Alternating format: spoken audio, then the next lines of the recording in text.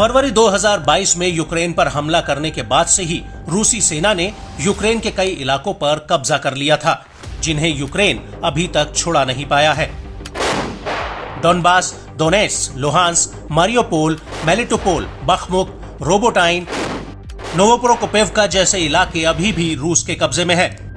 और अब इसी कड़ी में यूक्रेन के राष्ट्रपति वोलोदिमीर ज़ेलेंस्की का कहना है कि उत्तरी डोनेट्स्क में स्थित अवदीव्का और मारियान्का कस्बे में यूक्रेन और रूसी सैनिकों के बीच भीषण जंग चल रही है। ज़ेलेंस्की का कहना है कि यूक्रेनी सेना इन दोनों ही कस्बों में घुसने की कोशिश कर रही है, लेकिन रूसी सैनिक यूक्रेनी सेना पर भीषण हमले कर रहे हैं।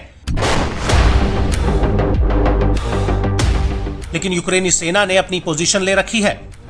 आपको बता दें कि ये दोनों ही कस्बे रूसी सेना के लिए डोनेट्स्क और बाकी डोनबास इलाके पर अपना पूरा कंट्रोल लेने में बेहद ही अहम है। और यही वजह है कि रूसी सेना ने अब यूक्रेन को रोकने के लिए एक अलग तरीके के युद्ध की तकनीक अपनाई है, जिसमें वो इन इलाकों में गहरी सुरंग खोद रहे हैं, जिससे रूसी सैनिक अचानक से यूक्रेनी सैनिकों की पोजीशन तक पहुंच सके। इसको लेकर यूक्रेन की स्पेशल फोर्स के सैनिक मेजर मैक्सिम मोरोजोव का कहना है कि पूर्वी यूक्रेन के डोनबास के उत्तर में हालातों को नियंत्रण करना बेहद ही मुश्किल है।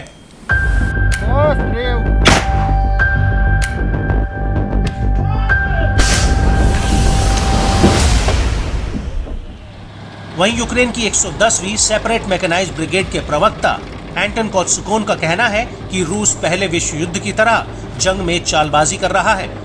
रूसी सेना अवदीव्का फ्रंट से सुरंगें खोद रही है और इन सुरंगों के जरिए वो यूक्रेनी पोजीशन तक पहुंचने की कोशिश कर रहे हैं। इसके अलावा रूसी सैनिक यूक्रेनी सैनिकों को रोकने के लिए बड़े पैमाने पर गोला बारूद का इस्तेमाल कर रही है, जिससे यूक्रेनी सैनिकों को आगे बढ़ने से रोका जा सके।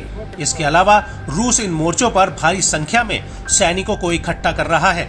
साथ ही वो अतिरिक्त रूप से गाड़ियां, एयरक्राफ्ट और रॉकेट्स भी जुटा रहा है।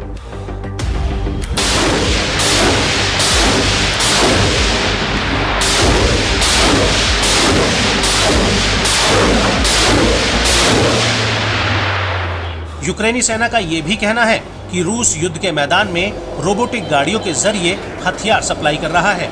ये वाहन पूरी तरह से रिमोट कंट्रोल है, जो बड़ी संख्या में हथियारों को ट्रांसपोर्ट कर सकते हैं।